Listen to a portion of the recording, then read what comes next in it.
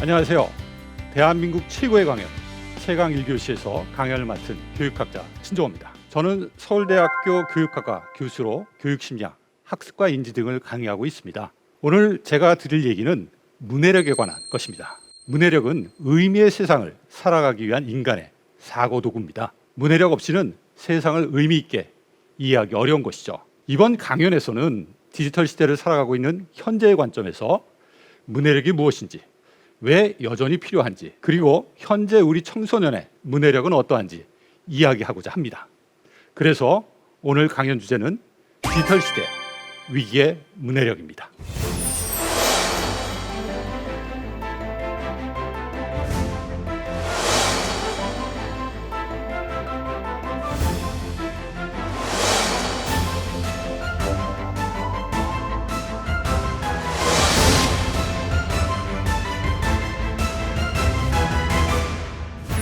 요즘 세대를 일컫는 용어가 있죠. 알파 세대, 디지털 원주민, 네이티브라는 용어입니다. 태어나면서부터 디지털 기기를 다루는 데 있어서 친숙하고 디지털 기기를 통해서 정보를 찾고 학습하는 데 아주 친숙한 모습을 보이는 요즘 세대들을 가리키는 용어죠. 이들 알파 세대에게 문해력이 필요할까요? 참고로 문해력하면 우리 같이 옛날 세대에게 필요한 능력이 아닌가라는 생각을 갖고 계신 분들이 많을 겁니다. 저희 같이 옛날 세대를 뭐라고 하시는지 아시나요? 최근 세대를 디지털 네이티브, 원주민이라고 한다면 저같이 기성세대를 디지털 노마드, 디지털 유목민이라고 합니다. 원주민과 유목민의 차이 뭔지 아십니까? 나도 어느 정도 디지털 기기 잘 다뤄, 나도 원주민이야, 이렇게 말씀하시는 30대, 40대, 50대 시청자분들이 있을 수 있습니다. 차이가 뭔지 분명하게 제가 말씀드립니다. 정보를 검색할 때 포털에 가서 텍스트로 정보를 검색하시면 유목민입니다. 원주민은 어떻게 하느냐? 너튜브 같은 사이트에 가서 영상으로 정보를 찾고 학습합니다.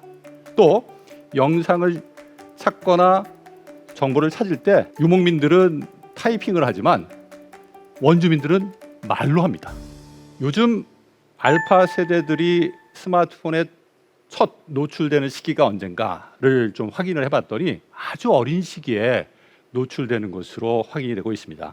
만 2세 이전에 약 70%의 아이들이 스마트폰, 디지털 기기에 노출되는 것으로 확인이 되고 있는데요. 만 2세면 말도 하기 전입니다. 말을 하기도 전에 디지털 기기에 익숙해지는, 친숙해지는 그런 상황이 요즘 세대라고 할 수가 있는 거죠. 이런 우스갯소리도 있죠. 스마트폰이 없으면 육아도 불가능하다. 우리가 어디 레스토랑이나 공공장소에 가면 아이들이 스마트폰을 보면서 가만히 있는 모습을 볼 수가 있습니다. 그만큼 어린 시기에 디지털 기기에 노출되고 있는 빈도, 그다음에 시간들이 점차 늘어나고 있는 것이 요즘의 모습이 아닐까 생각을 합니다. 이처럼 디지털 기기에 친숙한 세대들이 자라는 그러한 시대, 환경에서 글을 통해서 정보를 획득하고 이해하는 능력, 문해력이 필요할까요? 요새 AI 시대야. 모든 것들이 디지털로 전환되고 있는 시대에 문해력이 웬 말이야. 이거는 옛날에 우리가 글을 읽지 못했던 문맹이 존재했을 때 강조했던 그러한 능력 또는 개념이 아닌가라고 생각하시는 분들이 많을 겁니다. 실제 AI는 우리 생활에 많은 변화를 가져올 것으로 예상이 됩니다. 우리가 불과 전기를 발명하고 난 다음에 많은 생활의 변화를 경험한 것처럼 AI는 많은 우리 생활의 내용들을, 그리고 생활의 방식들을 이전하고 완전히 다른 방식으로 변화시킬 가능성이 높습니다. 알파벳 구글의 모회사죠. CEO인 선다 피차이는 인공지능은 불이나 전기보다 인류의 생활을 현격히 변화시킬 가능성을 가지고 있다라고 이야기한 바가 있습니다. 이 이야기를 들으시는 시청자분들께서는 이렇게 생각하실 거예요. 인공지능, 디지털 전환의 시대에 이 영상을 통해서 정보를 학습하고 또 활용할 수 있는 능력을 키워주는 것이 더 중요하지 않느냐. 사실 이러한 이야기는 최근에 있었던 이야기만은 아닙니다. 20세기 초에 토마스 에디슨이 활동 사진을 발명하고 난 다음에 한 이야기가 있습니다. 활동 사진 이후에 이제 영상 매체에 되게 중요한 기반이 되는 그러한 발명품이라고 할 수가 있는데, 학교에서 다루는 모든 교육 내용은 이제 텍스트로 전달되지 않고 영상 매체를 통해서 전달될 것이다. 교과서는 없어질 것이다. 과연 그렇게 됐나요? 어떻게 결과가 진행됐는지 우리 학교 현장을 보면 알 수가 있습니다. 사실 최근 들어서 영상 매체, 특히 TV를 우리가 뭐라고 합니까? 바보상자라고 하지 않습니까? TV는 바보상자라고 비판을 받고 있고, 교과서는 여전히 사라지지 않고 우리 학교 현장에서 중요한 교육 매체로서 활용되고 있는 것을 볼 수가 있어요. 왜 그럴까요? 바로 텍스트라고 하는 것은 인간의 경험과 관련해서 독특한 장점을 갖고 있기 때문에 그렇습니다. 어떠한 장점이냐? 말 그대로 생각하는 그러한 힘을 키워줄 수 있는 매체가 바로 교과서이기 때문에 그런 것이죠.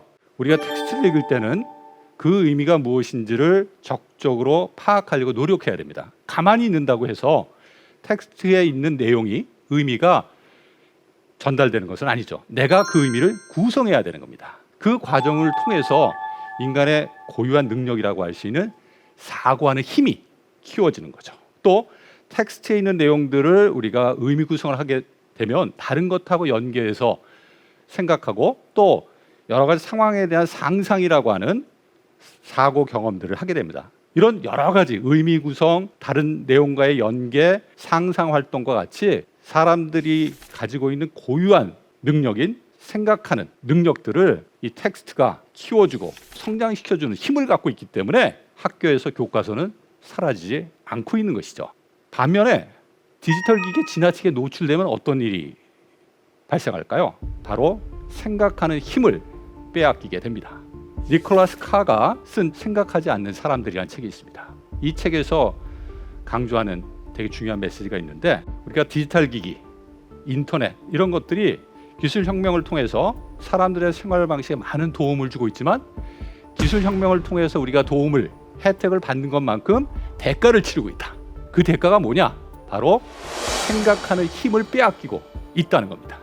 인터넷이나 영상 매체가 갖고 있는 특성들을 우리가 좀 생각을 해볼 필요가 있는데요. 인터넷 정보들을 우리가 쭉 탐색할 때 보면 처음부터 끝까지 읽는 분들 많지 않습니다. 글을 읽어가다가 관심이 있는 것이 새로 생기면 그 정보를 바로 찾아서 넘어가는 그런 일들을 많이 하실 겁니다. 이것을 우리가 하이퍼 텍스트 방식이라고 하는데, 어떤 글들을 쭉 깊이 있게 긴 호흡으로 생각하면서 읽는 것보다는 필요에 따라서 정보를 그때그때 바로바로 찾아가는 그러한 활동들이 인터넷 상황에서는 상당히 일반적이고, 단순 정보들을 빠르게 이동해가는 그런 경험들은 깊이 있는 생각의 경험을 축적시키지 않는다는 거죠. 또 영상도 마찬가지입니다. 영상도 보면 많은 정보들이 한꺼번에 제시되기 때문에 우리가 그 영상의 정보들을 깊이 있게 생각하면서 영상을 보시는 분은 없어요. 제가 이 강연을 하고 있는 순간에도 시청자분들은 제가 하는 이야기를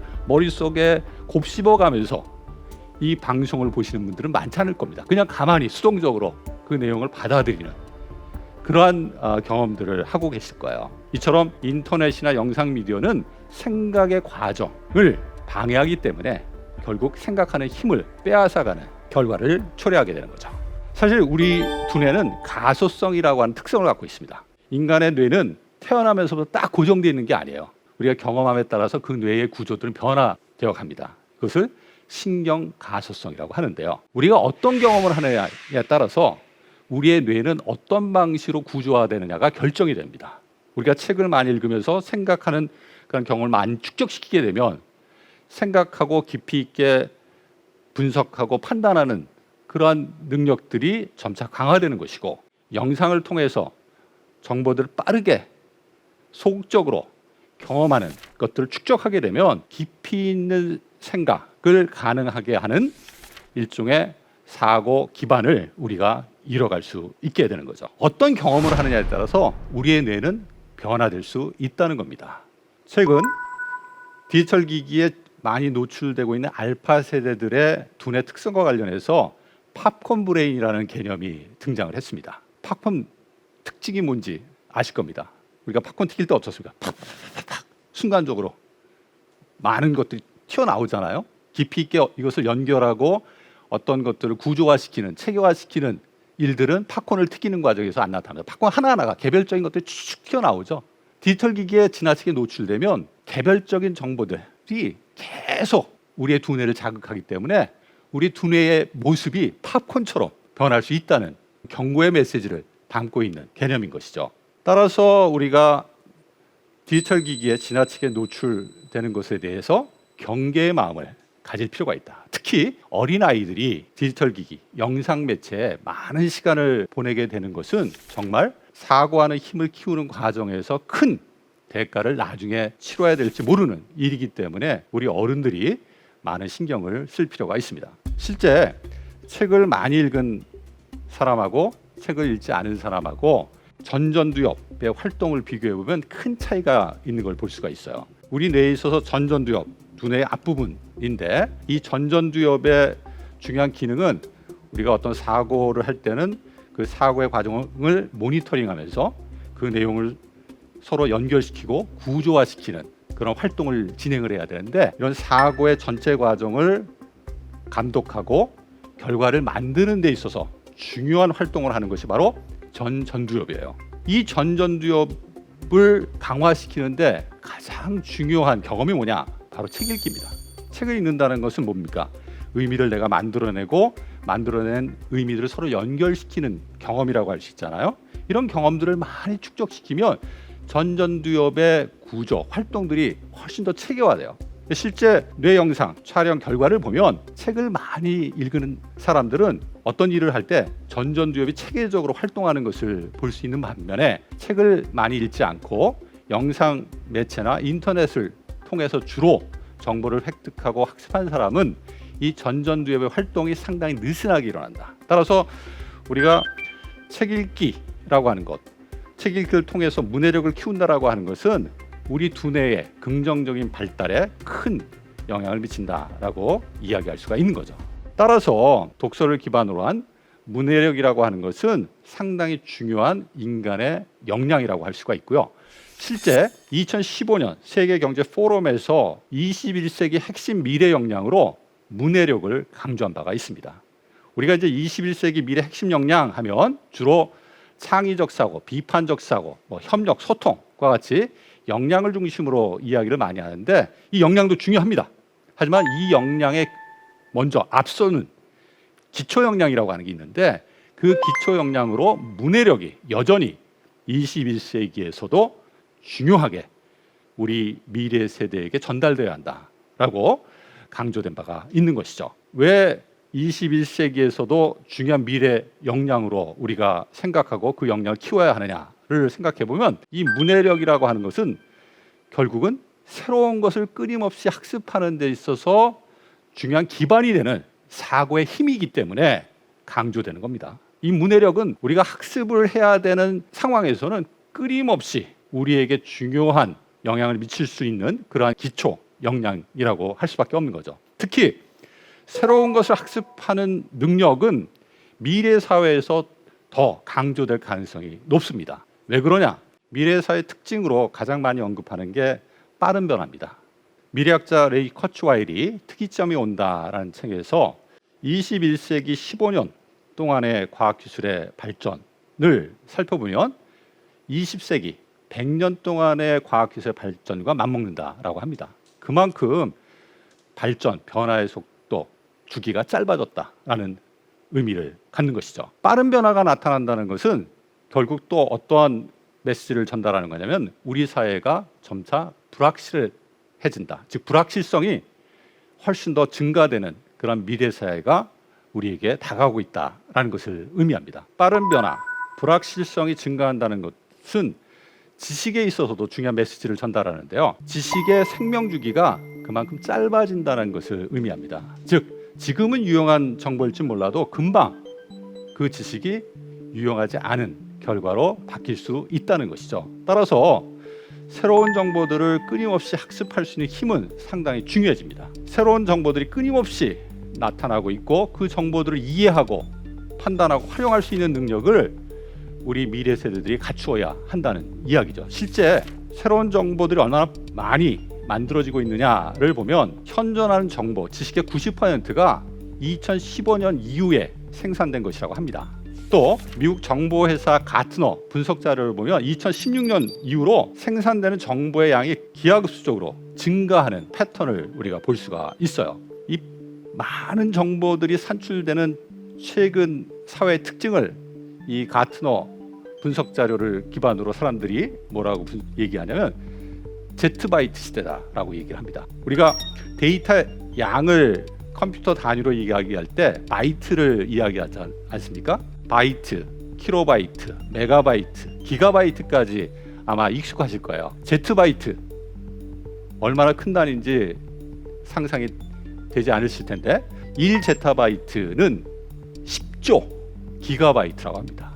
이 제타바이트 단위로 새로운 정보들이 2016년 이후에 상당히 많이 산출되고 있다는 것이죠. 이와 관련해서 미래학자인 유발 하라리는 어떤 이야기를 하냐면 지금 학교에 다니는 세대가 사회생활을 하게 될 시점에 접어들면 학교에서 배운 내용 중 얼마만큼이 유용성이 있을까를 생각해 보면 거의 유용성이 없다는 것이죠. 새롭게 모든 것들을 다시 학습해야 되는 상황이 만들어질 거다. 이런 상황에서 어떤 능력들을 우리 자녀들이 미래 세대가 갖추고 있어야 될까요?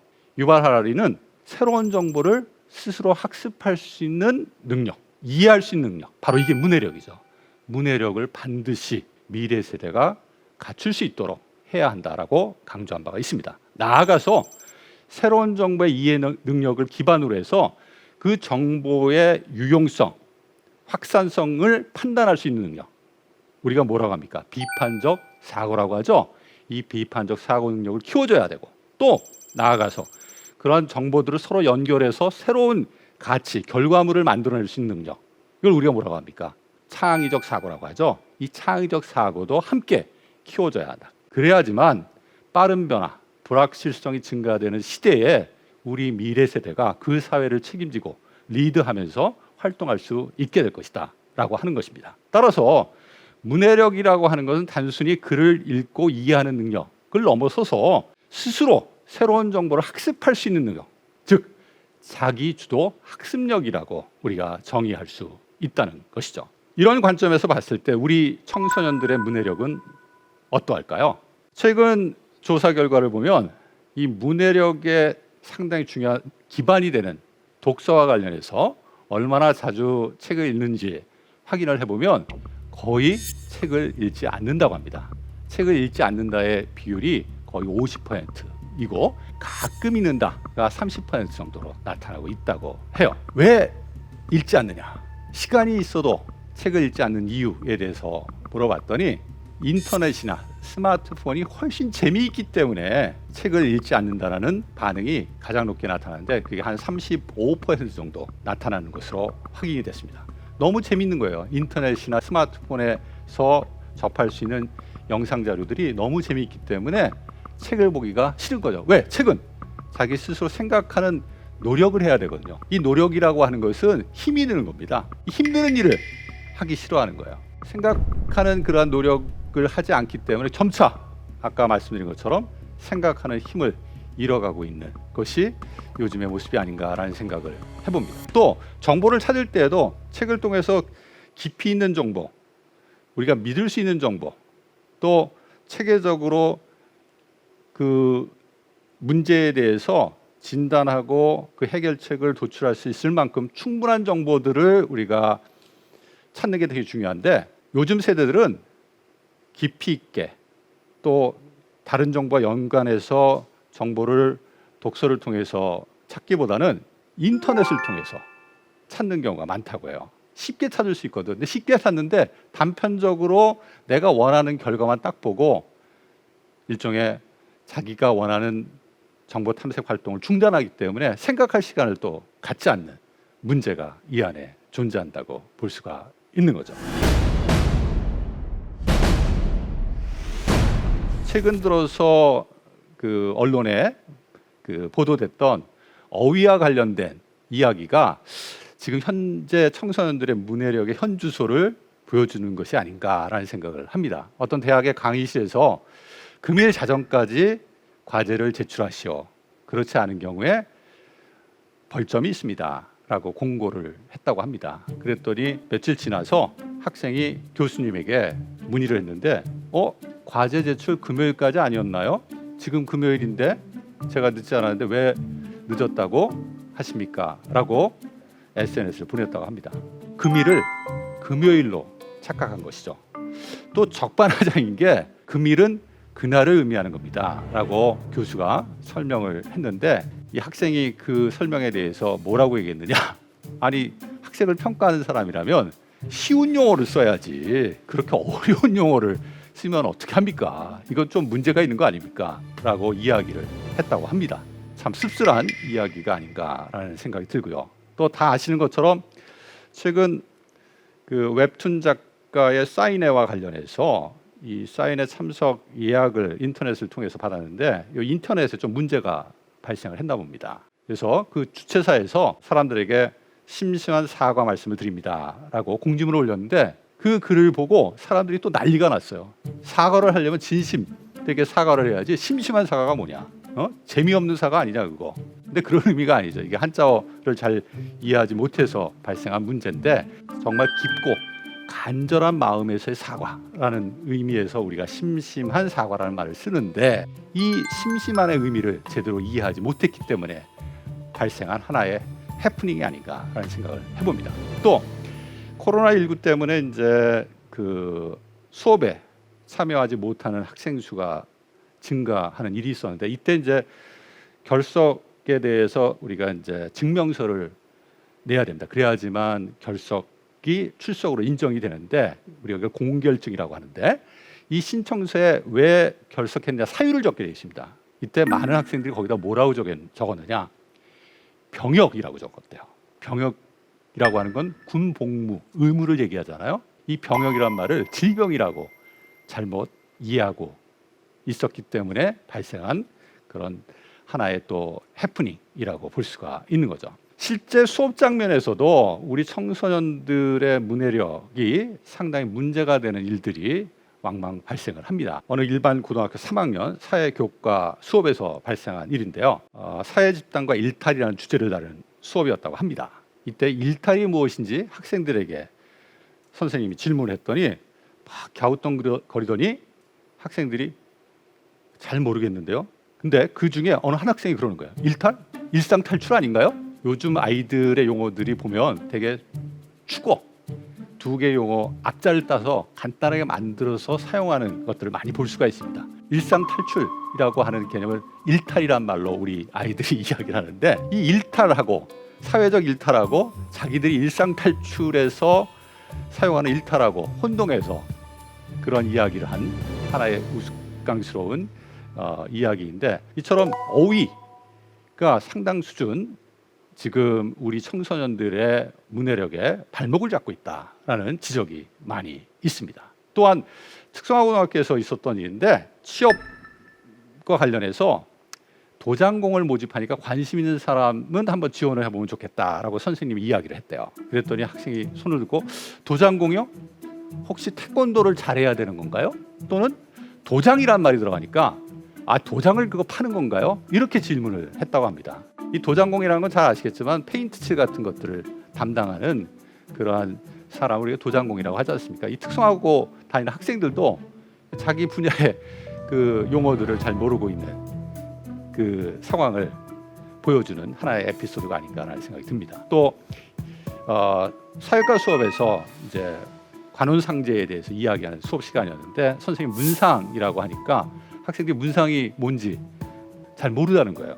문상이라고 하는 것 우리 학생들에게는 어떤 의미로 더 익숙하냐? 문화상품권의 준말로 익숙하기 때문에 그 문상이라고 하는 이야기를 들은 학생 중에 하나가 혹시 선생님 문화상품권 오늘 뭐 저희한테 주시는 겁니까? 이렇게 뭐 반응했다는 그런 우스꽝스러운 또 이야기도 있습니다. 문상이라고 하는 것은 우리의 장래와 관련해서 조의를 표하기 위해서 가는 것을 우리가 문상이라고 하잖아요. 이처럼 우리 학생들의 문해력이 상당한 위기에 처해 있다라고 볼 수가 있고, 이 문해력의 위기를 보여주는 중요한 지표 중에 하나가 바로 이런 어휘력의 문제가 아닌가라는 생각을 합니다. 실제 어휘력은 생각하는 힘의 핵심 요소예요. 소위 말해서 생각의 빌딩 블록, 생각을 구성하는 기본 단위라고 할 수 있습니다. 사고 능력의 발달을 연구한 학자 중에 비고스키라고 하는 학자가 있습니다.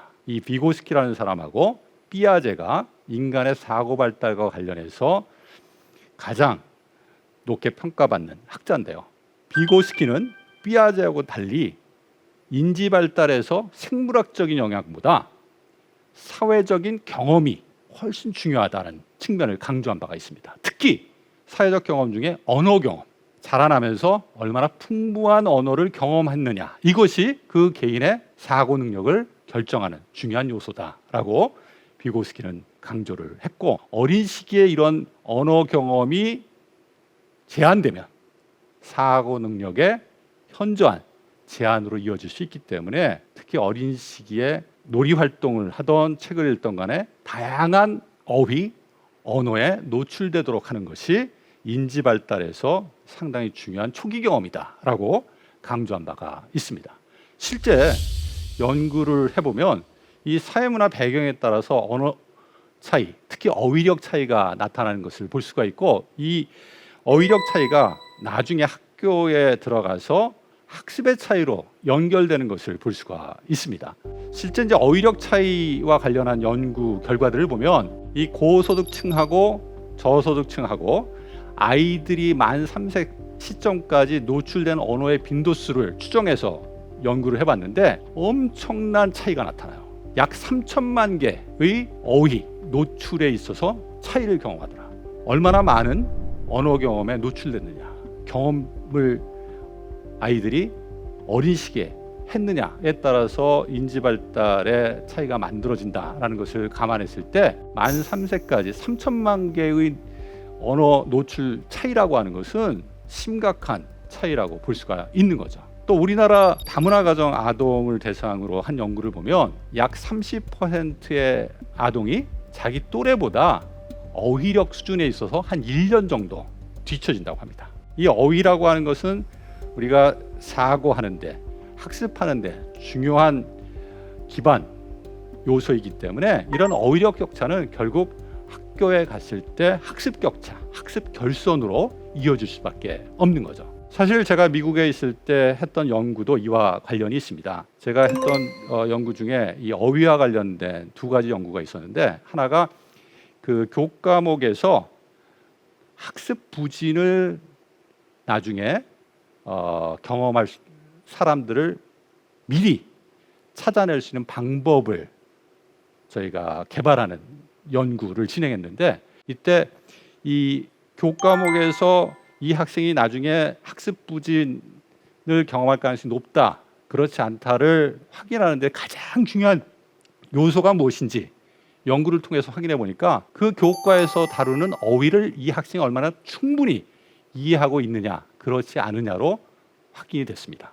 그래서 각 교과에 있어서 우리가 그 해당 학년의 어휘 학습을 학생들이 얼마나 충실하게 제대로 하고 있느냐를 모니터링하는 게 상당히 중요하고, 만약에 어휘 학습에 있어서 어려움을 지금 호소하고 있다면 그 어휘 학습의 문제를 지금 해결해 줘야 한다. 그렇지 않으면 나중에 이것이 학습 결손 또 학습 부진으로 연결될 수 있다라고 하는 연구 결과를 보고한 바가 있습니다. 또 연결해서 입학 전에 우리가 학교 가서 또 학습의 어려움을 경험할 수 있는 학생들을 미리 찾아가지고 도움을 주는 게 상당히 중요하지 않습니까? 그래서 입학 전에 학교에 들어가서 학습 위험을 경험할 수 있는 학생들을 미리 찾아낼 수 있는 지표가 뭐냐, 이것을 저희가 좀 찾아내기 위한 연구를 진행한 적이 있습니다.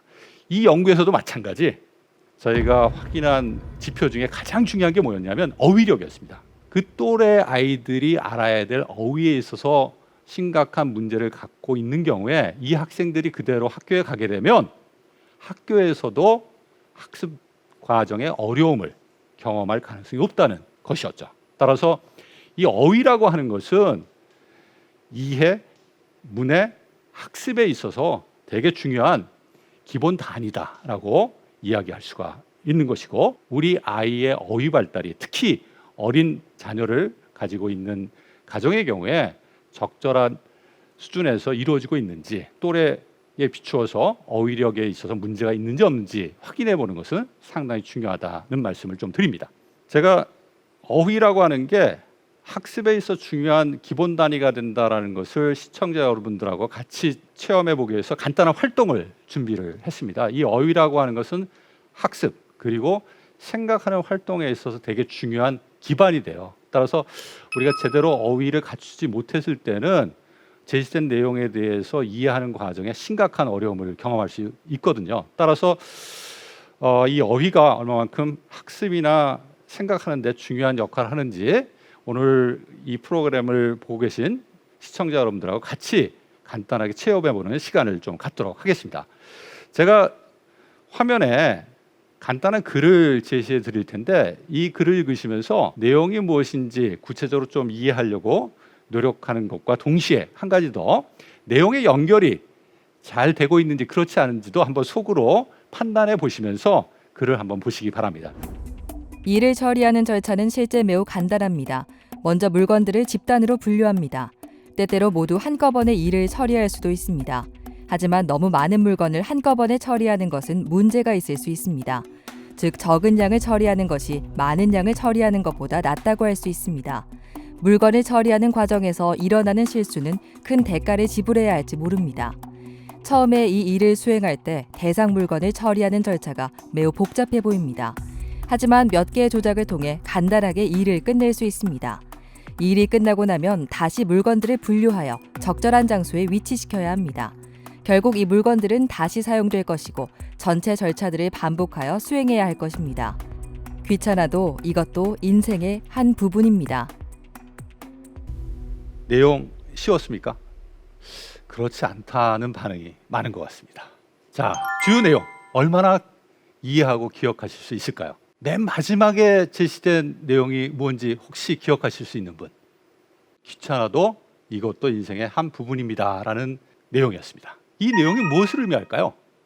대답하실 수 있는 분, 다시 한번 제가 나중에 똑같은 질문을 드리도록 하겠습니다. 그리고 아까 내용의 연결이 자연스러운지 그렇지 않은지 한번 판단해 보십사 하고 제가 부탁을 드렸는데요. 아마 이 내용의 이해가 어려웠다라고 생각하시는 많은 분들은 내용의 연결 역시 되게 부자연스러웠다라고 생각을 하실 겁니다. 한 번 더 글을 보도록 하겠습니다. 우리가 어떤 거 이해 안 됐을 때 우리 아이들이 이해 못하겠어요 라고 하면 뭐라고 우리 부모님들 말씀하십니까? 한 번 더 집중해서 봐. 그러면 이해가 될 거야 라고 많이 말씀을 하십니다. 근데 그 말씀은 틀린 얘기예요. 계속해서 반복해서 본다고 해서 이해 안 되는 내용이 이해가 되지는 절대 않습니다. 이해를 하려면 뭔가 더 필요한 것들이 있어요. 이 글과 관련해서 내용을 이해하는 데 도움이 될 수 있는 하나의 힌트를 제가 제시해 드리겠습니다. 세탁기라고 하는 겁니다. 이번에는 같이 글을 읽어보도록 할게요. 이 일을 처리한 절차는 실제 매우 간단합니다. 먼저 물건들을 집단으로 분류합니다. 때때로 모두 한꺼번에 일을 처리할 수도 있습니다. 하지만 너무 많은 물건을 한꺼번에 처리하는 것은 문제가 있을 수 있습니다. 색깔이 있는 옷하고 하얀 옷하고 같이 빨래를 하는 경우에 문제가 있을 수 있죠. 즉 적은 양을 처리하는 것이 많은 양을 처리하는 것보다 낫다고 할 수 있습니다. 물건을 처리하는 과정에서 일어나는 실수는 큰 대가를 지불해야 할지 모릅니다. 무슨 대가입니까? 내가 아끼는 흰옷 버릴 수 있죠. 처음에 이 일을 수행할 때 대상 물건을 처리하는 절차가 매우 복잡해 보입니다. 요새 세탁기들 버튼이 너무 많아요. 하지만 몇 개의 조작을 통해 간단하게 일을 끝낼 수 있습니다. 저도 하는데요. 파워 누르고 오토 누르면 됩니다. 일이 끝나고 나면 다시 물건들을 분류하여 적절한 장소에 위치시켜야 합니다. 결국 이 물건들은 다시 사용될 것이고 전체 절차들을 반복하여 수행해야 할 것입니다. 귀찮아도 이것이 인생의 한 부분입니다. 자, 제가 아까 맨 마지막 문장이 무엇이었느냐, 그 의미가 무엇이었느냐 질문을 드렸죠.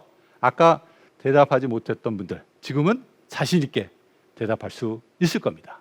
이런 차이가 왜 나타났을까요? 두 번 반복해서 읽었기 때문에 나타났을까요? 아닙니다. 세탁기라고 하는 힌트, 제가 드렸기 때문에 두 번째 읽을 때 내용에 대한 이해가 훨씬 쉬워진 거예요.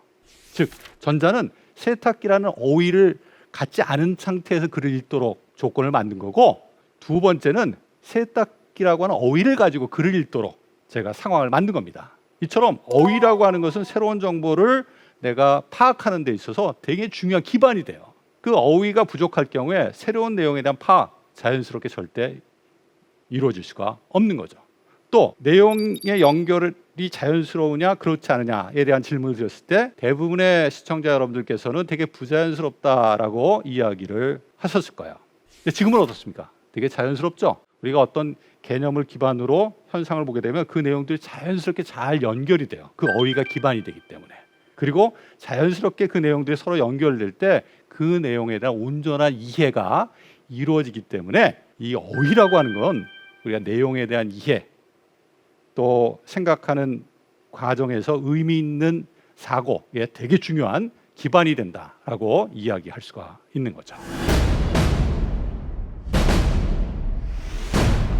우리 청소년들의 문해력 위기다라는 말씀을 드렸는데, 실제 많은 평가 결과들을 보면 옛날보다 우리 청소년들의 문해력이 점차 낮아지고 있는 것을 볼 수가 있습니다. 이 OECD에서 3년에 한 번씩 OECD 참여 국가들의 15세 학생들을 대상으로 학업성취 평가를 합니다. 피사라고 하는 국제 학업성취 평가인데 매년 읽기 소양에 대한 평가를 해오고 있는데, 전반적으로 우리 학생들의 읽기 소양 점수가 어떤 패턴을 나타내는지 확인해 본 결과 최근 들어서 읽기 소양 점수가 상당히 많이 떨어지고 있는 것을 볼 수가 있습니다. 근데 우리나라 학생들만 그런 게 아닌 것 같아요.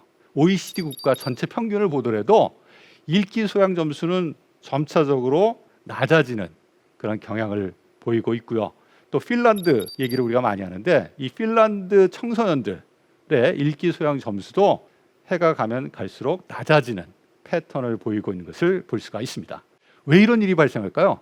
왜 읽기 소양 점수가 최근 들어서 계속 낮아지는 결과를 보여주고 있을까요? 저는 우리 학생들의 독서 경험하고 관련이 있다라는 생각을 합니다. 최근 들어서 긴 호흡에 글을 읽는 그런 경험들이 점차 사라지고 있는 것이 우리의 현실이고, 이러한 현실이 읽기 소양 점수의 패턴으로 그대로 반영되고 있는 것이 아닌가 생각을 해봅니다. 실제 중3 학생을 대상으로 최근 문해력에 대한 평가를 해봤더니 아주 충격적인 결과가 나타났습니다.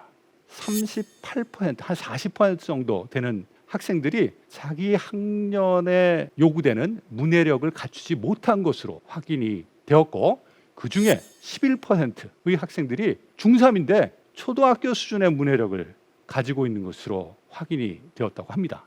왜 우리가 문해력의 문제에 대해서 자꾸 얘기하냐면, 이 문해력의 문제가 결국은 나중에 심각한 학습 결손과 격차로 이어지기 때문입니다. 특히 초기 문해력의 차이가 시간이 가면 갈수록 더 커지고, 이것이 학습 격차를 더 증폭시키는 결과를 가지고 오기 때문에 더 큰 문제가 발생하는 거죠. 특히 어린 시기에 읽기 경험이 부족한 경우에, 또 디지털 기기에 노출돼 가지고 읽는 것을 싫어하는 경우에 어떤 문제가 초래되느냐? 어휘력 발달에 문제가 초래되겠죠. 또 배경 지식, 다양한 지식들을 알고 있으면 그것이 학습하는데, 생각하는데 도움이 되는데, 읽는 경험이 부족하니까 배경 지식도 제한되는 그런 상황이 만들어지고, 이게 이제 문해력의 발달 제한으로 연결이 될 수밖에 없는 것이죠. 그리고 이 어린 시기의 문해력 제한은 결국 학교 학습의 어려움으로 연결될 수밖에 없고, 이게 학교 학습의 어려움으로 끝나는 게 아니라 결국은 중도의 학습을 포기하는 중도 탈락이라는 문제로 연결되기 때문에 사실 초기 문해력이라고 하는 것이 상당히 중요하고, 우리 아이들이 문해와 관련해서 올바른 경험들, 특히 이제 독서 경험들을 어린 시기부터 가질 수 있게, 좋은 습관을 가질 수 있게 도와주는 것은 상당히 중요하다라는 말씀을 드릴 수밖에 없습니다. 실제 이제 문해력이라고 하는 것은 단순히 국어 교과에 국한된 것이 아니라 모든 학습 교과에 적용되는 능력이라고 할 수가 있는데 최근 들어서 이제 문해력 부족이 다른 다양한 교과 학습에도 영향을 미친다라는 것을 보여주는 대표적인 그러한 사례로 수학 교과를 많이 언급합니다. 우리 학생들이 공식 대입해서 문제 푸는 건 되게 잘하잖아요. 근데 문제 자체를 이해하지 못해서 수학 문제를 제대로 풀지 못하는 경우가 더 늘어나고 있다고 합니다. 제가 화면에는 좀 우스운 사례를 하나 제시를 했는데 이 초등학교 수학 문제입니다. 어떤 수인지 풀이 과정을 쓰고 답을 구하시오. 4와 8 사이에 있는 수입니다. 6보다 작은 수입니다. 답은 맞았어요. 5 맞죠? 근데 풀이 과정을 써야 된다고 했는데 그 하나하나 4와 8 사이에 있는 수가 뭔지, 그중에 6보다 작은 수가 그중에 뭔지 이렇게 확인하는 과정을 적었어야 했는데 뭐라고 적었느냐? 뇌로 계산을 했다. 이 풀이 과정에 대한 이해를 잘못했기 때문에 저런 과정 답안이 나오지 않았나라는 생각을 해봅니다. 또 방정식 문제를 잘 푸는 학생의 경우에도 문장제 문제로 제시했을 때 그 문제를 풀지 못하는 경우가 상당히 많다고 합니다. 예를 들어서 철수가 학교에 가는데 걸어서 6km 속도로 시속이죠. 학교에 가게 되면 10분 지각을 하게 되고 또 자전거를 타고 시속 15km로 가게 되면 한 30분 정도 일찍 도착한다라고 가정을 했을 때 집과 학교 간의 거리가 얼마냐 이렇게 문제를 내면 사실 방정식으로 딱 써주면 학생들이 다 푼다고 합니다.